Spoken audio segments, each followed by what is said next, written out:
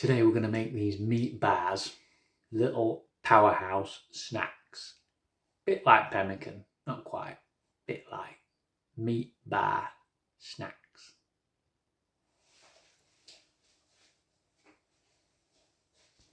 So yeah, just start by getting the pan nice and warm, a little bit of butter in there to help it start. 20% fat beef mince. That's all you need, right? Chuck it in a pan. And then once your meat has actually landed in the pan, that was quite good, wasn't it? Just chop it up and then cook it, basically. Cook it all until it becomes nice and brown all over. And then what we can do, when it has become nice and brown and you've got it all cooked and it's nice and crumbly, you can separate the meat and the fat. Just separate it as best as you can in the pan. Alright, so when your meat's cooked, you can separate it into meat and fat, but just to do it even better, I like to pour it into a sieve and then into a bowl. Make sure you get all of the fat out, because then we're going to dehydrate the meat. So you're going to make sure that it's all just meat and just fat. So I've left it sit for a bit. Come over here, come closer. You can see that if you just point in there, that's all the fat in there.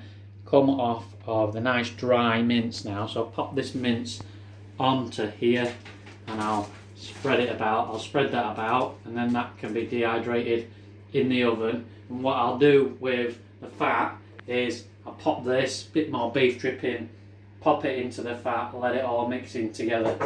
Right, okay. And then I went on to add a couple more tablespoons of beef dripping in there, just to make the fat a little bit more of a ratio 1-to-1 when we get to fat and meat, adding it back in. But as you can see, I spreaded it around, popped it in the oven at a nice low 140 degrees Fahrenheit, set the timer for 3 hours.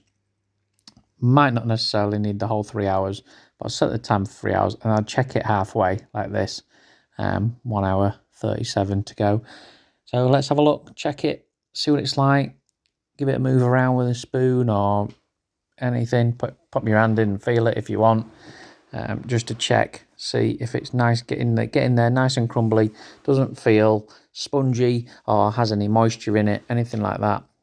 This actually looks and feels quite good. Feels almost crumbly. So what I'll do is at the halfway point, I just turn the temperature down or off, turn the oven completely off, and just let the oven cool and let the meat cool in the oven for the remaining time, the 1 hour 36.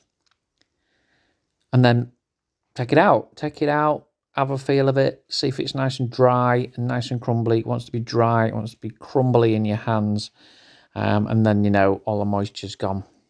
So then what we'll do is we'll blend it in the blender, make it all into a bit more of a powder. By this time, the fat has actually gone back solid because it's been stood at room temperature. So we'll need to just warm that up again in a pan to make it a bit more fluid. You can see now this is the meat that's come out of the blender. It's more of a powder, and it's really, really dry. So that's going to be really good. Once we've warmed up this fat, I've popped it in a pan. We'll warm it back up and then we can tip that in to the dried and blended meat, and mix it all together basically in this pan. Now I do it in this pan because it makes the bars quite thin then. As you see, the 1-to-1 ratio there that I've put, that's just by adding in the extra bit of beef dripping, it helps to make more of a 1-to-1 ratio. And at this point you can add in whatever you want. I added in a bit of salt. If you're not fully carnivore, you can add in honey and berries and whatever you want at this point. And then just let it sit at room temperature. Cover it over with something if you like, but you'll know when it's gone solid. You can even put it in the fridge if you wanted to, and when it's fully cooled, gone solid, you can then cut it into what shape and size you want. If you have moulds, you can put it into moulds, but we like to keep them nice and thin, so we use the tray to keep them nice and thin.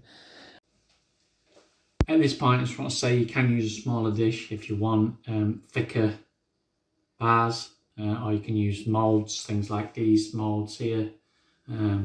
If you want thicker bars, it's probably better to make thicker bars if you want to take them out with you on a hike or put them in your back pocket when you go cycling. The thicker ones are better, but the thinner ones, good for keeping in your fridge, good for pack-ups. And then once they've cooled and you've cut them, you can then wrap them into foil and they're ready to go into your pack-up box.